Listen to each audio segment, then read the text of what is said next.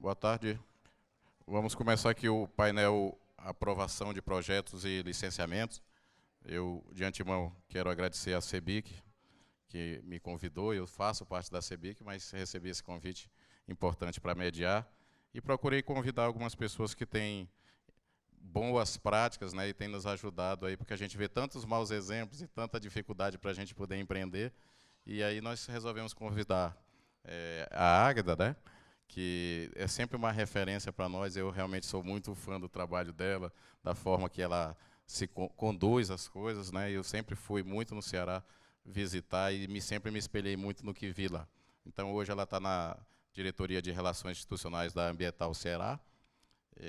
A Carol Queiroga, que está lá no Maranhão, numa cidade chamada São José de Ribamar, que é colada em São Luís, e que eu vivo muito reclamando esses anos todos aqui dos licenciamentos do Maranhão, e parece que dessa vez nós temos um exemplo bom a dar. Então, eu, com muito orgulho, convidei a Prefeitura de São José de Ribamar, na pessoa da Carol, para vir aqui falar um pouco para nós. E o também vice-presidente da CEBIC, o Corsini, né, que é nosso amigo aí. Eu era vice-presidente do Nordeste e ele era do Sul, na gestão de Zé Carlos, com muito orgulho. E agora nós estamos aqui na vice-presidência. Também o chamei porque ele tem um grande exemplo lá da cidade dele, e eu chamei até de última hora, e eu quero agradecer também a sua presença. Vamos logo começar por ti, Águeda, por favor, vamos começar aí com a apresentação.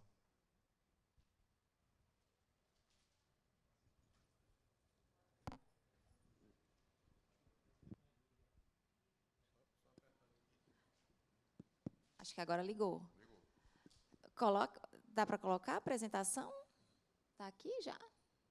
Tá, pode. Ah, passador. Certo.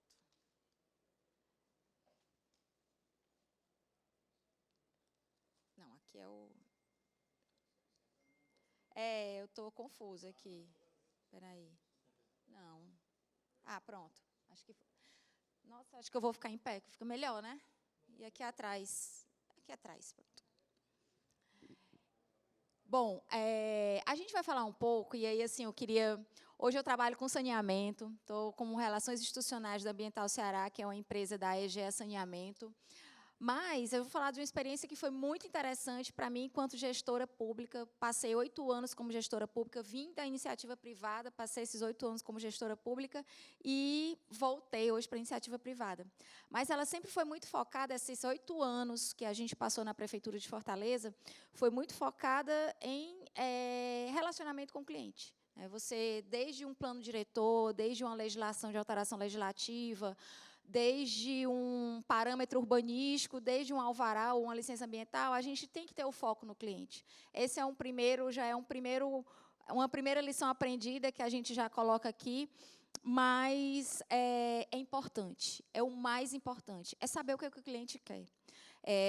O poder público, muitas vezes a gente fica fechado em escritório, em salas, e a gente não consegue entender que cidade é economia.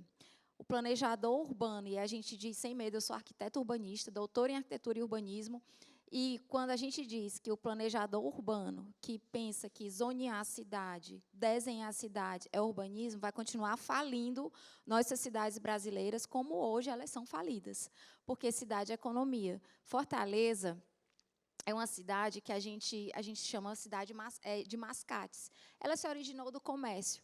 Então, o comércio é o impulsionador de desenvolvimento urbano. Quando o poder público não olha para isso, quando o poder público não olha para o uso e a ocupação do solo, ele está negando a cidade real, ele está negando a cidade que a sociedade quer. Então, assim, esse é um primeiro recado que a gente dá, e aí eu já vou dar um segundo recado que eu ia falar por último, Fábio, mas eu me senti agora na vontade de falar.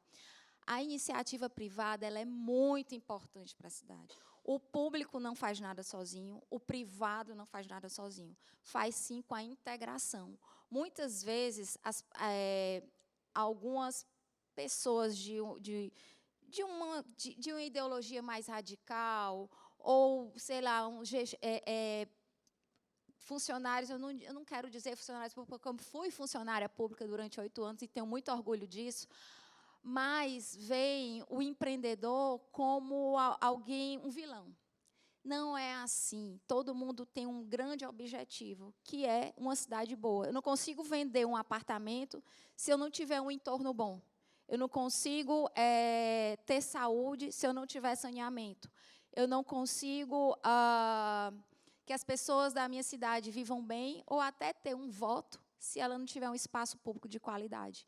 Então, está todo mundo envolvido. O IDH de uma cidade vai ser bom se eu tiver uma atividade econômica pulsante. Então, isso é o que é mais importante no desenvolvimento da cidade, essa integração. E esse recado para a iniciativa privada é: lutem. Acho que a relação que nós tivemos durante 8 anos na Prefeitura de Fortaleza com o empreendedor foi muito importante para ambas as partes, para crescer a gestão pública, no sentido de entender a visão do empreendedor e do cidadão, porque, quando a gente fala do empreendedor, a gente não está falando só do Fábio ou da BSPA, que a Raquel está aqui, lá de Fortaleza, mas a gente está falando do pequeno empreendedor, que mora nas comunidades de mais baixa renda e que quer empreender e que quer que o valor do imóvel dele aumente, ele quer fazer parte da cidade real. Então, esse é um recado que a gente quer dar logo de início. Coloquei isso aqui, posso deixar disponível, mas cidade e gestão pública tem que ter estratégia. Então, a estratégia que a gente desenhou foi uma estratégia de cidade de oportunidades, com visão, com valores e com projetos detalhados em nível de execução. Quando a gente fala do Fortaleza Online, que é um dos principais projetos que nós desenvolvemos na cidade de Fortaleza, que foi uma aprovação declaratória de projetos, ele já estava no nosso planejamento estratégico de 2013, que foi revisado em 2016 por conta da reeleição do prefeito, e ele finalizou em 2020 com o objetivo que foi traçado lá em 2013, papel 0 na secretaria. Então, o planejamento, a estratégia é importante. A gestão, vincular os mecanismos de gestão, rotinas, processos, fluxos. A prefeitura precisa arrecadar, sim. Então, quais são as oportunidades de arrecadação? E aí a gente vai ver logo no slide em seguida. Valorização do corpo técnico. As pessoas precisam se sentir valorizadas, o trabalho delas valorizados. E, principalmente, não há gestão sem disciplina. Tudo que eu estou falando aqui, a gente traz da iniciativa privada, da gestão de empresarial, mas isso é completamente aplicável à maior empresa de uma cidade, que é uma prefeitura municipal, que colocou um CEO lá, que é um prefeito, que tem seus diretores, que são secretários, e que funciona, e que talvez seja, em muitas cidades, é a empresa que mais emprega. E a governança, relacionamento com todos os envolvidos, seja cliente, seja fornecedor. E quando a gente fala cliente aqui, é o cidadão, ele é contribuinte, é ele que paga nossos salários. Muitas vezes, a gente não entende que tem muita gente que passa fome, ou então que não tem o dinheiro do dia a dia lá para comprar o pão, e é quem paga um tributo, às vezes tem que pagar um IPTU, tem que pagar uma taxa do lixo, e está pagando o salário do servidor municipal. Então, essa importância. Uma outra questão muito importante que a gente tentou traçar lá foi de transparência. ESG na gestão pública, sim. Papel 0, responsabilidade social, assistência técnica para pessoas de baixa renda, ou seja, gerar alvará de construção, licença ambiental para quem não pode pagar, e também cuidado com o colaborador. É importante a gente ter esse cuidado. Como é que volta? Voltei, pronto. E aí, como foi que a gente desenvolveu isso? A gente tinha 2 grandes linhas. O Fortaleza Competitiva, que era realmente a cidade melhorar os índices econômicos da cidade. E aí entrou lei de uso e ocupação do solo para gerar uma série de investimentos, um novo Código de Obras e Posturas, o próprio Fortaleza Online, que está aqui embaixo, aqui o Fortaleza Online, enfim, painel de negócios urbanos, a gente vai ver um pouquinho disso, operações urbanas consorciadas, os tais dos superprédios hoje em Fortaleza, que, na verdade, foram gerados a partir da outorga onerosa da alteração de uso, não é a do direito de construir, é uma outra que altera outros parâmetros da legislação, saneamento, sim, áreas verdes, enfim. O decreto de desburocratização através da legislação, o decreto da produção local, ou seja, os 2 eixos grandes de trabalho na cidade nessa época foi o Fortaleza Competitiva e o Fortaleza Cidade Sustentável, que integrava economia, desenvolvimento e sustentabilidade. O Fortaleza Online surge dessa necessidade de melhorar a aprovação de projetos. Na verdade, a gente criou uma rede simples para a construção. Então, os licenciamentos eles começaram a serem aprovados em 48 horas, mas, no final da gestão, a gente estava aprovando em até 30 minutos. De imediato, porque quem é MEI, quem era MEI e as isenções, elas eram liberadas de forma imediata. Se cadastrava, se fazia upload, como não tinha pagamento de taxa, se imprimia na hora. E 95% do licenciamento de Fortaleza, hoje, ele é declaratório, com 3 premissas. Primeiro, o foco no cidadão. Não era só o gestor público, o colaborador, que fazia o sistema, que fazia os requisitos. A gente sempre chamava o nosso cliente, seja a CDL, seja o dono de um supermercado, para fazer um sistema de alvará de funcionamento, fosse também a ASBEA, os arquitetos, os donos de construtora, os Sinduscom, os diretores, os despachantes, para saber como era o melhor procedimento para fazer a aprovação de projetos declaratórios. O licenciamento é informativo, ou seja, você que coloca os dados, coloca o projeto, mas tem a outorga onerosa do direito de construir. Quando você coloca o seu índice máximo, o sistema já faz uma perguntinha. Você tem certeza que vai pagar a outorga? Sim. Chega lá no final, saem 2 boletos, o boleto da taxa e o boleto da outorga, porque são 2 destinações diferentes. Então, todos vão para o Fundo Urb, o Fundo de Desenvolvimento Urbano, mas são 2 destinações diferentes. E o sistema, não há intervenção humana. Ele é só o sistema e o cidadão. Então, eu coloco de casa os dados e imprimo em casa meu alvará. Aqui tem uma foto aqui, não tem assinatura, é um QR Code, porque eu não posso assinar o que eu não vi. Então, a responsabilidade é compartilhada, como a gente coloca aqui em um dos valores do Fortaleza Online. A responsabilidade é de todos, da prefeitura e de quem insere os dados e de quem se responsabiliza pelos dados. Um outro valor é a da transparência. Depois a gente vai mostrar um slide aqui com todos os lotes. Hoje eles são mapeados. A gente sabe o histórico do lote. O que foi alvará, o que teve de alvará de funcionamento, o que teve de alvará de construção, o que teve de licenciamento ambiental. Credibilidade. Esse talvez seja o maior valor e o maior conceito do Fortaleza Online, que era acreditar na informação dada. A credibilidade no cidadão. E quem não faz direitinho é punido. Então, assim, a gente teve alguns casos de profissionais que foram punidos. E é uma outra coisa legal, porque separa o bom profissional do mal. Seja arquiteto, seja despachante. Agilidade, como eu falei, em até 30 minutos. Inclusão, falei logo no começo. Todo mundo quer participar da cidade. Então, quando você facilita um processo de licenciamento, você está incluindo socialmente. E a mobilidade, porque não precisava sair de casa para pedir um alvará. O Fortaleza Online, a gente conseguiu fazer isso que eu acabei de falar, a transparência. Por lote, você sabe o que foi solicitado para aquele lote. Isso está disponível para qualquer cidadão. Isso dá origem a bons estudos de mercado. Às vezes, para eu saber o que é importante, o que já foi ali naquele imóvel, tanto para funcionamento, como a atividade econômica, como para a construção civil, eu sei qual foi o histórico, o que aconteceu ali. E ele gerou também um BI com análise de dados, de onde tinham os principais usos e onde mais estava se construindo na cidade. Então, mês a mês, esse painel ele era atualizado com os dados do Fortaleza Online, isso tudo de forma automática, onde a gente sabia onde era que estavam os novos restaurantes na cidade, as clínicas dentárias, as escolas, e a gente tinha essa visualização por atividade econômica, a economia mês a mês de Fortaleza, sabendo qual foi o bairro que mais teve alvará de funcionamento, qual o bairro que mais expediu alvarás de construção, quantidade de metro quadrado por bairro de alvará, em construção. Enfim, isso aqui fazia também o quê?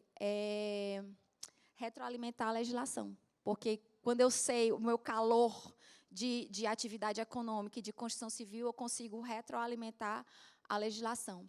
Aqui são alguns dados de resultados, né? O Fortaleza Online ele serve para todas as licenças, certidões, licenças ambientais, alvará de construção, alvará de funcionamento, licença sanitária, ABITS, foi o último documento que nós deixamos, enfim, 2020, a gente só tem dados até 2020, disponível, então, a BITS, enfim, todas as... E aí, em 2012, era um comparativo nosso de quando a gente entrou, foram emitidas 1.300 licenças, ao final, 2019, 47.500. Vocês emitiram licenças de forma leviana. Não, a gente não conhecia a cidade que a gente tinha, porque tinham 47 mil pessoas aí que faziam as coisas sem licença. O que foi investido em 8 anos, 9 milhões de reais, foi arrecadado 50 milhões de reais. Então, isso impulsiona também a gestão pública. E a gente gerou valor também para o empreendedor. Aquele cara que tinha um restaurante e queria fazer um empréstimo no Banco do Nordeste para aumentar o restaurante. Tinha que ter o alvará de funcionamento, tinha que ter a licença ambiental. Se ele não tivesse a facilidade de ter, ele não pediu o empréstimo para ampliar o negócio dele. Então, você gera economia. A gente era integrado com a Secretaria de Finanças, Saúde, a Junta Comercial, a própria Agência de Fiscalização. Estava começando um processo de integração com a Receita Federal e com os cartórios. A gente não conseguiu terminar esse processo, mas seria interessante porque as certidões cadastrais, certidões de confinantes, certidões de logradouros, a gente queria que o cartório tirasse já do sistema deles, sem precisar o cidadão imprimir e levar no cartório. O próprio cartório já podia consultar. Mas isso aí fica para as cenas dos próximos capítulos. E a eficiência arrecadatória. Em 2012, cada servidor público gerava R$ 12,99 por hora para o município. No final da gestão, ele estava gerando, passou a gerar 91, e depois da pandemia, 2020, houve uma queda geral, acho que no país todo, por conta da pandemia. Mas aumentou também o quanto que cada servidor gerava para a cidade. E eu termino a minha apresentação com esse slide, falando de algumas lições aprendidas na gestão pública. Primeiro, o que eu falei antes, o público não existe sem o privado, e o privado não faz nada sem o público. Então, é muito melhor o público-privado do que o versus público ou privado. A questão de planejar com foco no cliente. Eu não consigo planejar através de parâmetros urbanísticos e usos sem pensar na atratividade de uma cidade. Os dados são imprescindíveis, a gente mostrou aqui que eles retroalimentam o planejamento. O solo é o principal ativo da cidade, e o poder público não pode se envergonhar de vender solo, porque ele gera receita, e quando ele gera receita, ele gera investimento em saúde, educação, espaços públicos, ou seja, é o grande ativo que uma cidade tem. Parâmetros urbanísticos não medem qualidade de cidade. Eu posso ter um índice de aproveitamento 3, 2, e eu tenho uma cidade péssima, porque não tem gente na rua circulando. Enquanto eu posso ter um índice de aproveitamento 7 e ter uma cidade viva, ter uma cidade... Um gabarito. O que é uma altura? O que é um recuo? Eu preciso, num plano diretor, ter, na minha concepção, 3 indicadores. O coeficiente de aproveitamento, para regular o adensamento, mas ele é só um potencializador da cidade. Permeabilidade e calçada, para o pessoal caminhar na rua. Ponto. Não precisa de mais nada. O mercado se regula. Desregulamentar. Quanto mais a gente tem CIS desde que, acabou tudo, porque os CIS desde que dão uma série de interpretações que a minha é diferente da sua. A tecnologia, quando a gente fala do Fortaleza Online, muito prefeito perguntava, e quem foi que fez o sistema? O sistema é feito por um monte de gente, o importante não é o sistema. O importante é o conceito que se implementa, os critérios que se utiliza e ele ser acessível a quem utiliza. Porque o sistema que não é fácil, ninguém vai utilizar. Medir resultados é importante, desde o indicador de desempenho da qualidade do trabalho de um colaborador a quantas licenças eu emiti, a quantos milhões de metros quadrados eu possibilitei através de um alvará de construção, a quantos empregos eu gerei, porque tudo que eu falei aqui gera emprego. Ser transparente, se comunicar de forma simples.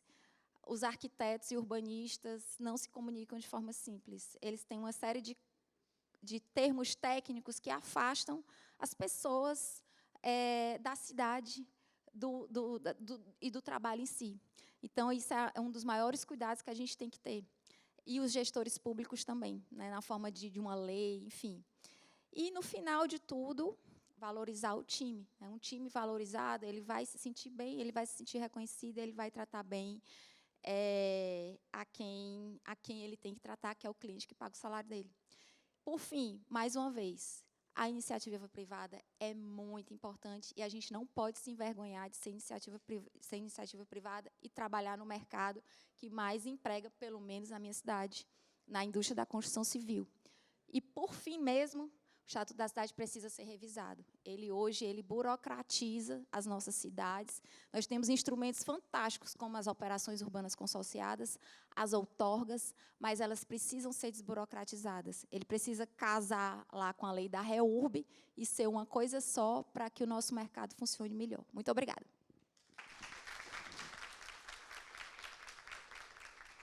Que ótimo, né? Eu queria até agradecer ao Sinduscon do Ceará, que me ajudou a trazer Águeda. Às vezes eu falo tanto de Águeda no Maranhão, que parece que eu tenho uma intimidade muito grande aqui falo, mas eu sou realmente admirador do trabalho e eu acho que vocês realmente deram uma grande contribuição, foi para o Brasil, e eu ainda vou levar você para lá no Maranhão um dia, viu, Águeda? E eu quero agradecer ao Patriolino, que está aqui prestigiando, que é o presidente do Sinduscon do Ceará, ao Fabrício também, que é lá do Pará, por coincidência, são os dois sindicatos que são mais ligados com o Sinduscon do Maranhão. Eu queria só agradecer, porque eu estou há 4 anos fora, mas, assim, fiquei muito feliz com a lembrança, com o reconhecimento, e realmente agradecer o convite, sempre é muito bom estar com vocês. Vamos lá agora, tu, Carol. São José de Ribamar.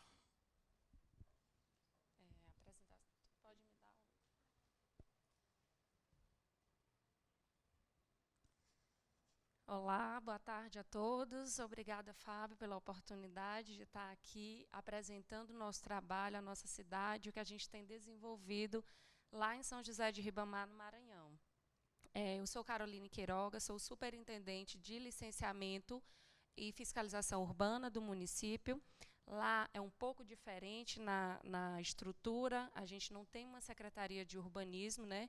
É tudo muito repartido, a habitação fica para um lado, terras para outro, e o licenciamento de obras ficou neutralizado na Secretaria de Receita.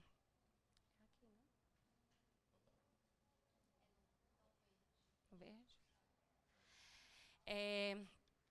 O ponto principal do nosso trabalho em São José de Ribamar tem sido a celeridade processual. Isso tem impulsionado a construção civil, eles têm tido olhos para o nosso município, né? Mas antes de começar a falar sobre esse nosso trabalho, eu queria que vocês conhecessem um pouco sobre o município, ficassem familiarizados, né? São José de Ribamar, apesar de ter uma área territorial pequena, é o 3º município mais populoso do Maranhão, ali com 244.579 habitantes, faz parte da região metropolitana, fica em frente à Baía de São José, aqui, e possui um dos maiores litorais do Maranhão, com 9 praias lindas, sou suspeita a falar. Eu não posso deixar de fora também o turismo religioso, e isso leva mais... a cidade possui um dos santuários mais importantes do Norte e Nordeste. No Festival do Santo Padroeiro, que é São José, leva mais de 500 mil romeiros para o município, isso movimenta a economia, a gente, todo o Brasil que está lá. Mas vamos falar um pouquinho do meu trabalho lá, né? Que o destaque tem sido celeridade processual. Hoje, a emissão de licença na superintendência, ela ocorre com 20 dias se o processo estiver sem pendência, né? Seja alvará de construção, seja habite-se, desmembramento, desdobro, qualquer licença para obra ou aprovação de projeto, a gente leva esse padrão. E isso aconteceu graças ao corpo técnico qualificado que a gente adotou ao município. E eu acho que para alguns de vocês isso é óbvio, né? Ter um corpo técnico para trabalhar nessas análises. Porém, não é a realidade no Maranhão e em muitos municípios do interior. Então, isso foi importante, a gente tivesse uma equipe qualificada. Hoje nós temos 6 arquitetos e urbanistas que estão lá trabalhando diariamente, tendo diálogo com o requerente, com o empreendedor, para que as coisas possam fluir. A gente diminuiu muitos projetos que não tinham interesse na nossa análise. Hoje a gente analisa mesmo o projeto arquitetônico, que é aquele que está compatível com a nossa legislação e o que vai ajudar cada vez mais na aprovação.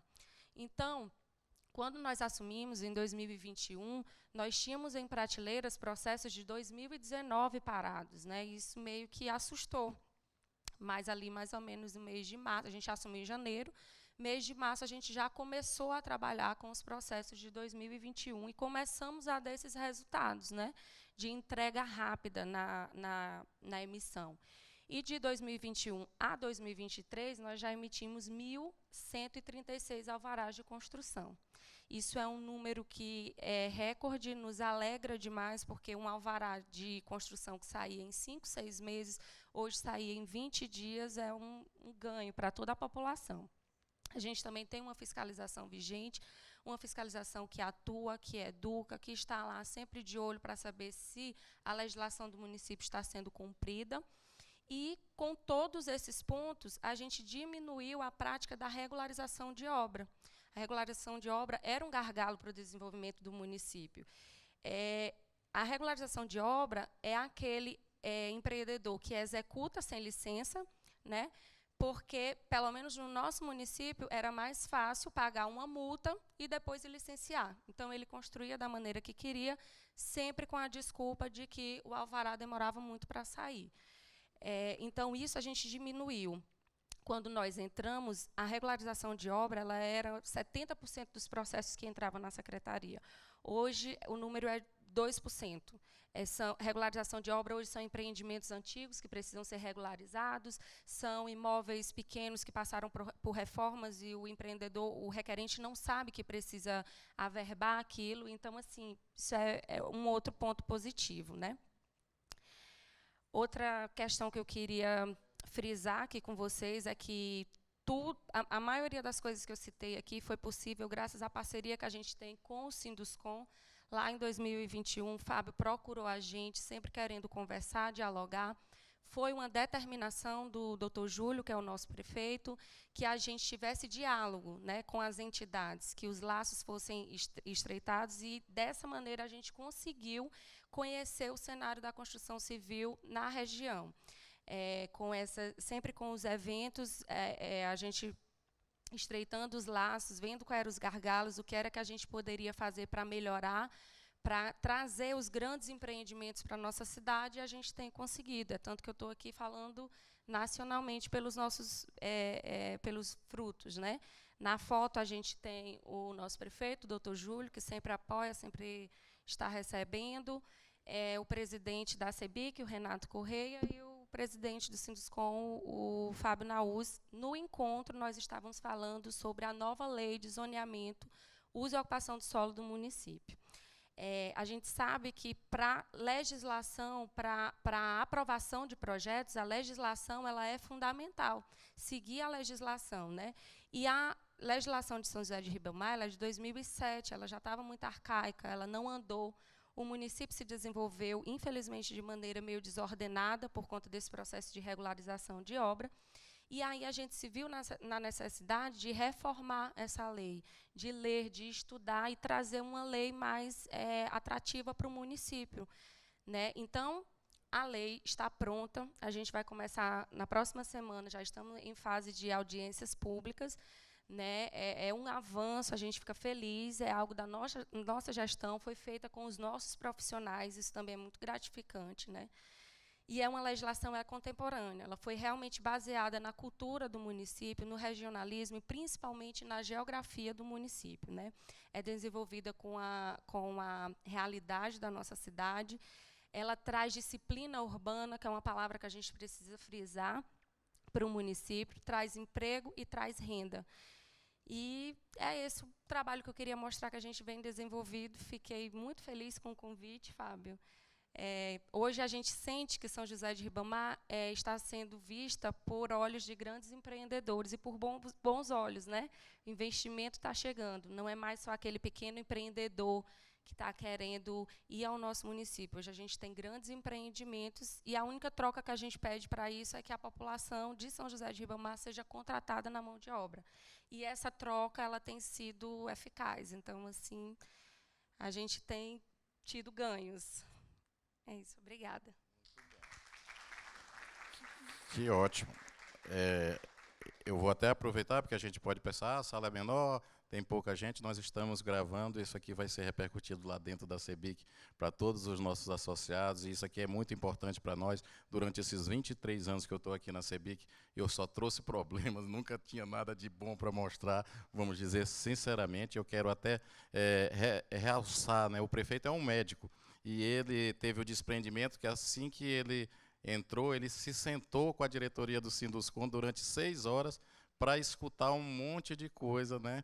E ele hoje, na cidade dele, que é colada em São Luís, ele tem 70% dos investimentos da construção estão situados nessa cidade. Ele ganha muito de São Luís, que é a capital, e eu quero louvar, né, a forma que ele nos tratou. Nós falamos de TBI, ele tomou providências urgentes e outros assuntos, e essa forma de tratar e trazer técnicos competentes, né, na pessoa da Carol, da Carol também, são 2 Carols, ainda tem mais Roberto Furtado, que também, várias pessoas lá. Eu quero parabenizar vocês, e não é que eu esteja puxando o saco para o Maranhão, mas eu fiz questão de trazer, tem muitos associados nossos, mas eu vou replicar muito, mas eu quero muito agradecer a atenção que, como a Águida falou, não é o setor que mais gera, a indústria do Maranhão é a indústria da construção.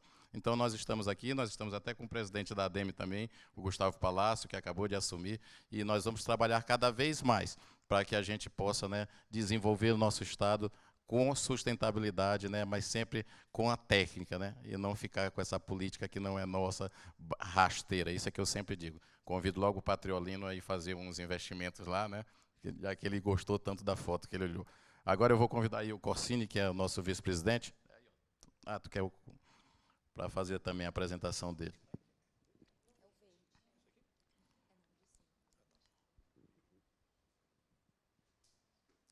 Boa tarde a todos.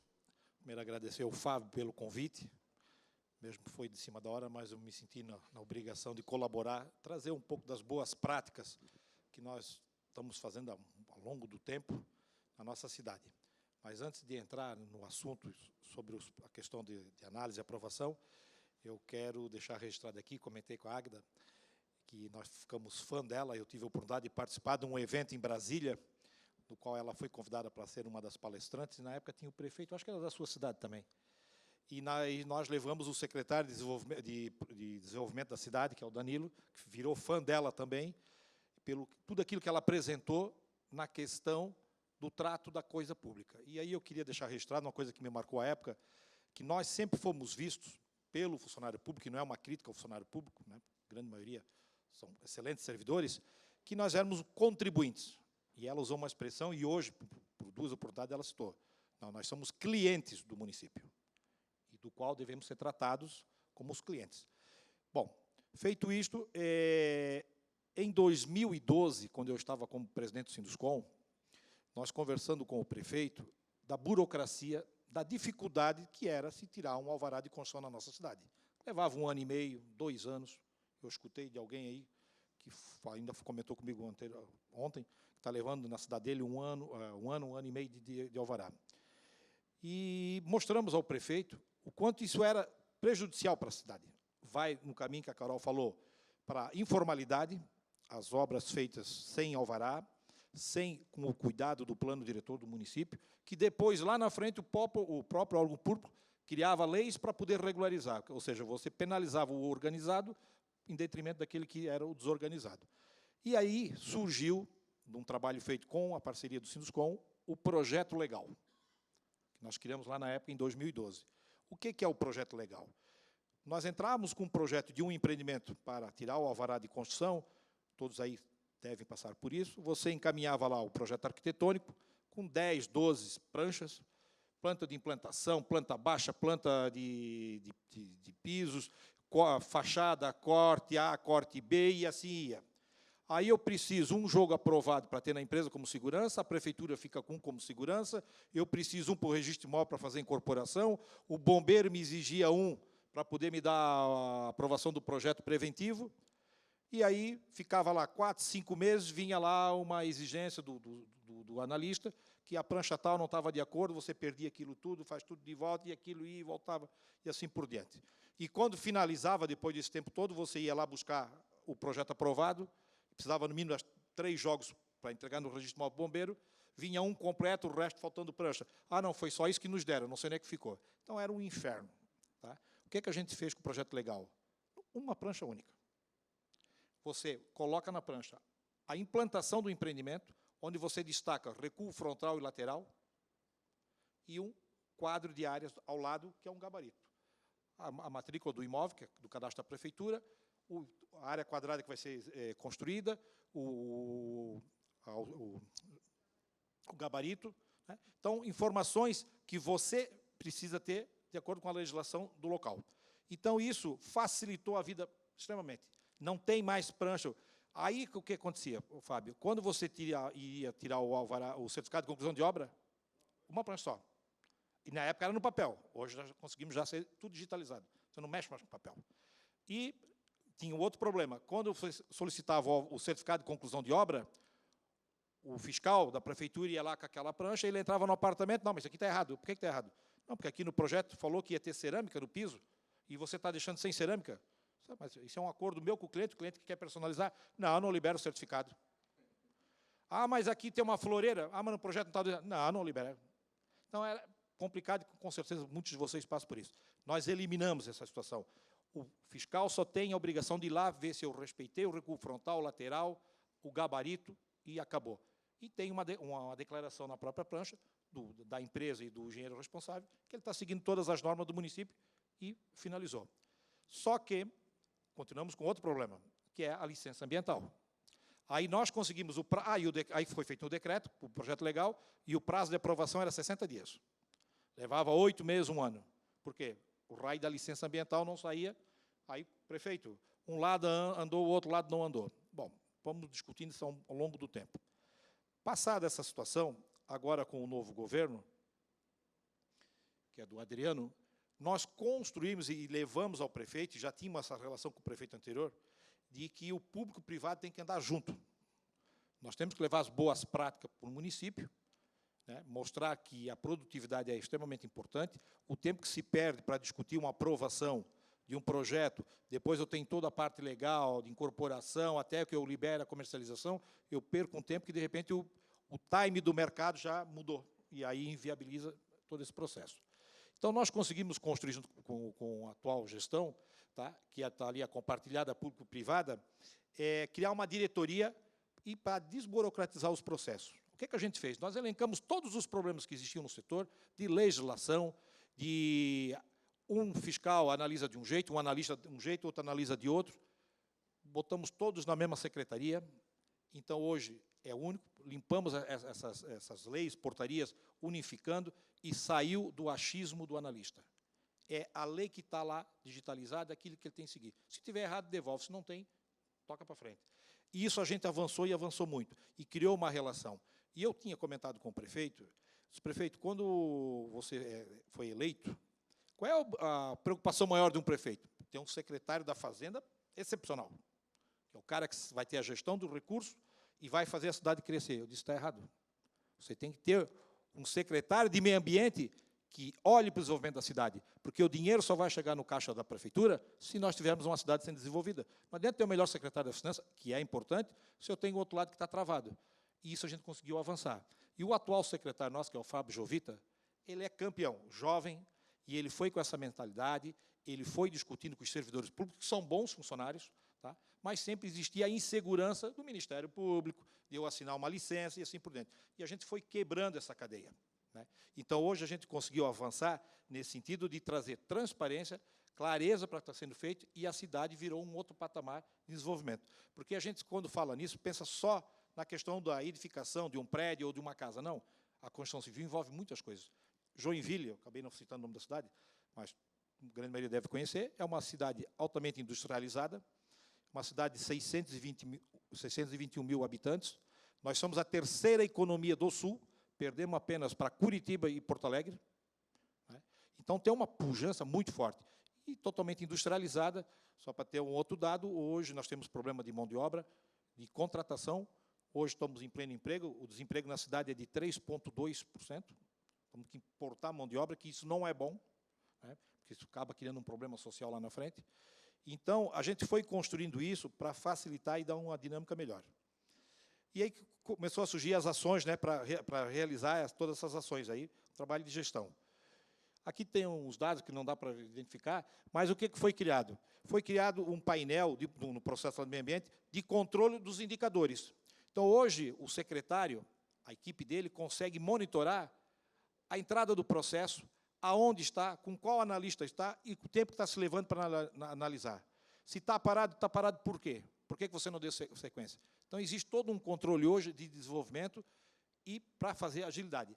E um outro ponto importante que surgiu, foi criada uma sala, porque antes você não podia falar com o analista, você tinha que pegar documento, responder documento. Hoje você marca o horário, você senta com ele coloca todas as dificuldades que tem e você consegue resolver da melhor forma possível e com maior agilidade.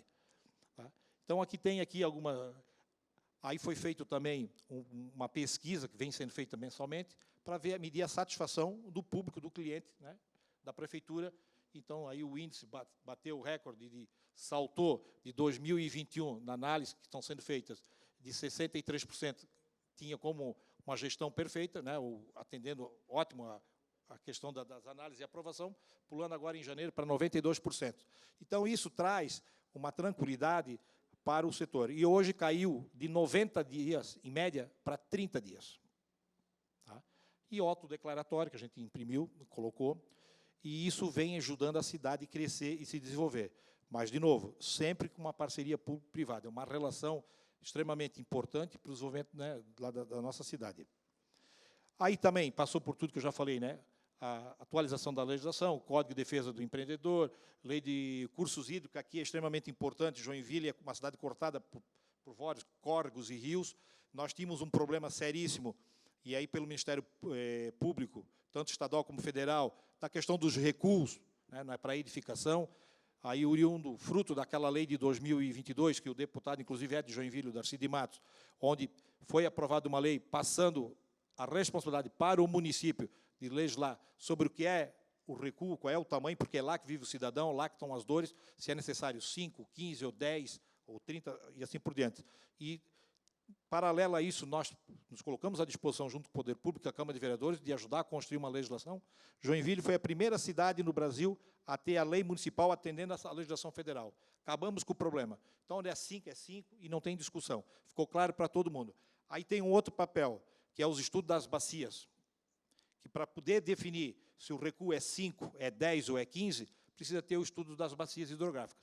E Joinville praticamente tinha o estudo da bacia do centro da cidade, onde mais se desenvolvia. Fizemos uma parceria com a própria prefeitura e levamos ao empreendedor. Se você está construindo um empreendimento num bairro onde a bacia hidrográfica ainda não tem o estudo, você pode contratar uma empresa para fazer o estudo, tá? É validado pela Secretaria de Meio Ambiente e ninguém mais precisa fazer. Aquilo passa a ser válido para todas as bacias. E mais, o município controla. Se você pediu, ninguém mais pode pedir. E você tem um prazo de 60 dias para entregar o estudo. Então, isso deu uma outra dinâmica, porque esperar a licitação, esperar fazer, volta todo aquele processo moroso. E a iniciativa privada entendeu como um instrumento também extremamente importante para o desenvolvimento, e assim estamos executando e funcionando. Aí a Lei de Ordenamento Territorial foi atualizada em 2019, aí tem um outro papel importante, pessoal, que nós temos que se envolver com a cidade. Em 2017, eu fui convidado para fazer parte do Conselho da Cidade, e o Conselho da Cidade, sempre a presidência fica com o secretário de Planejamento. Tá? Que é um problema sério, porque vai da vontade do secretário, da dinâmica das reuniões.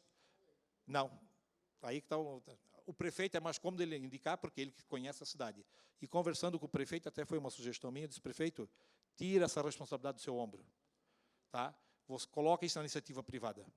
E nós mudamos em 2017, colocando como presidente um empresário. Tá? Conversamos com o Ministério Público, eu era coordenador de uma das câmaras, e em 2019, aliás, eu passei a presidir o conselho, fiquei por 3 anos. Aí, entender a cidade, entender a legislação. Então, a gente conseguiu deixar um trabalho muito bacana para Joinville, tá? Desburocratizando, chamando a sociedade para entender que o desenvolvimento é importante e faz parte de um processo, mas tem que ter envolvimento. E aqui, a gente, né, colocou aqui a atualização, como eu já falei, de procedimentos e tal. Mas eu tenho 2 coisas que a Ágata citou aqui e eu gostaria de reforçar. Opa!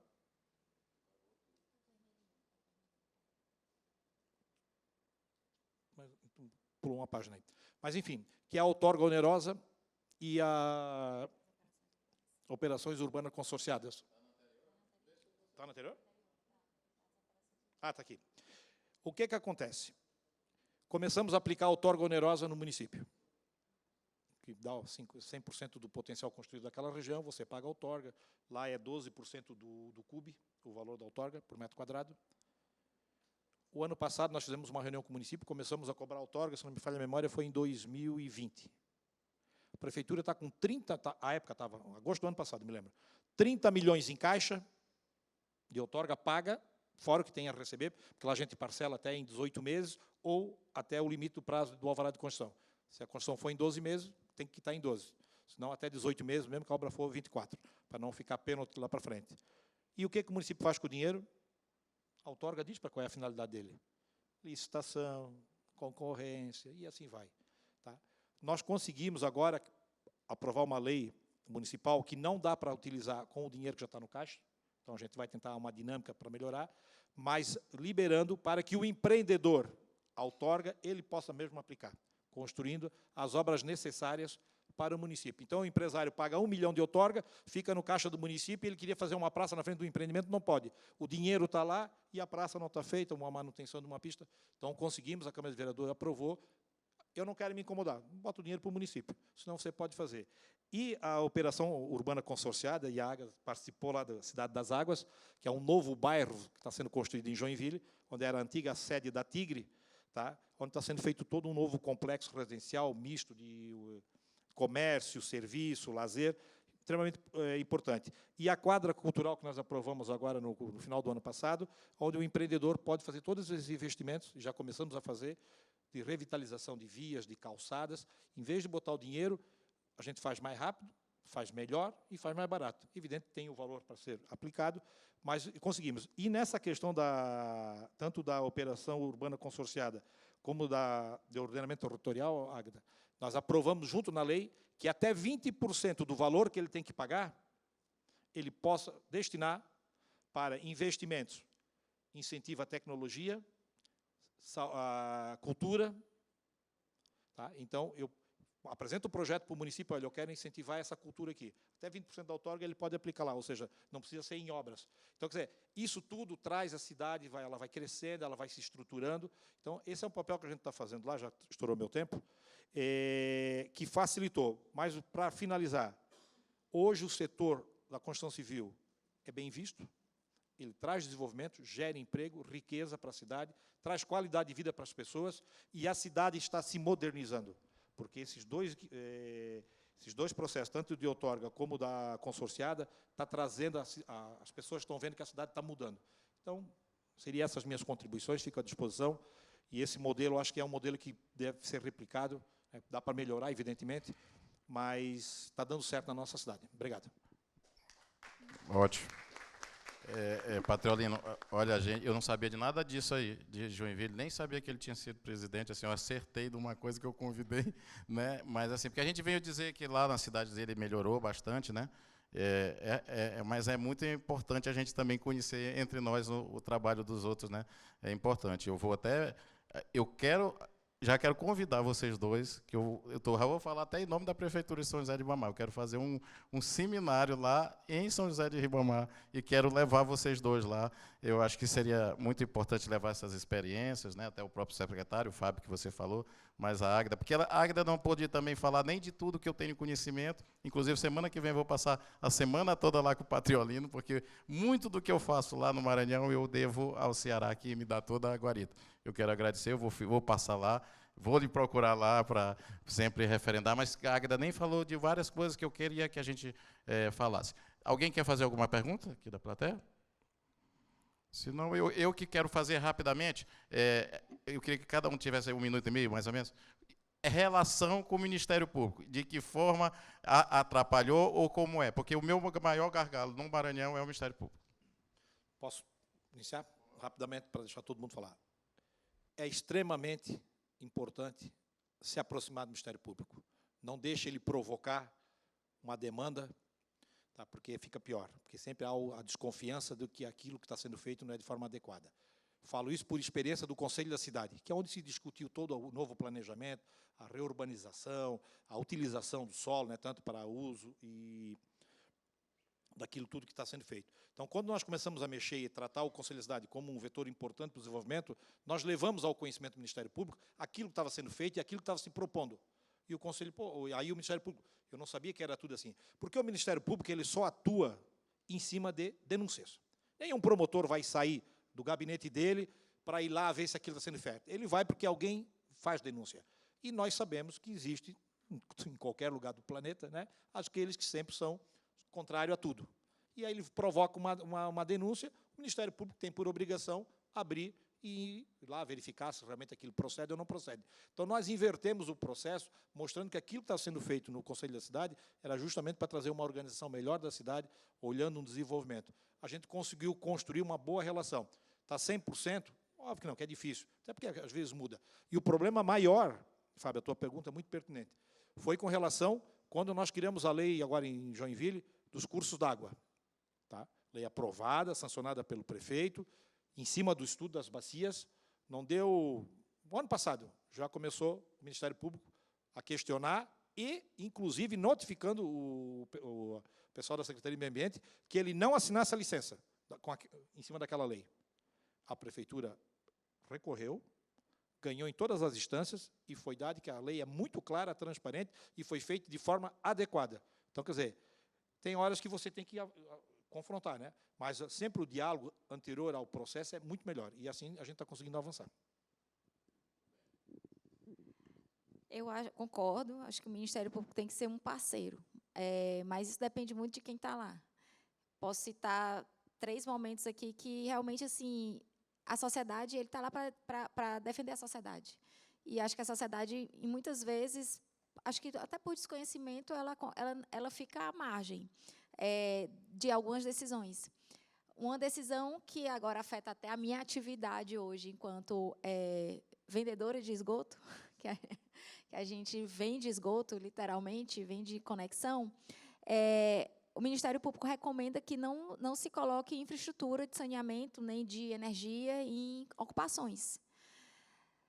Na época, a gente encaminhava para as concessionárias, não implante infraestrutura para não consolidar uma ocupação irregular. Só que hoje, do outro lado, na verdade, eu visitei alguns casos. Em Manaus, você tem palafitas que estão lá há mais de 50 anos. E por que eu vou? Aquelas pessoas não vão sair dali. São filhos, netos, é uma geração ali. E por que eu vou castigar aquele pessoal sem esgoto, sem água? Então, houve lá uma conversa com o Ministério Público bastante intensa, onde chegou-se à conclusão que eles precisavam dessa infraestrutura. E aí foi feita uma infraestrutura aérea, entre as casas de água e esgoto. Então, acho que essa conversa é importantíssima, justamente para que a gente possa ter o Ministério Público como um aliado. E ele precisa conhecer, porque negar infraestrutura a quem precisa não é assim, né?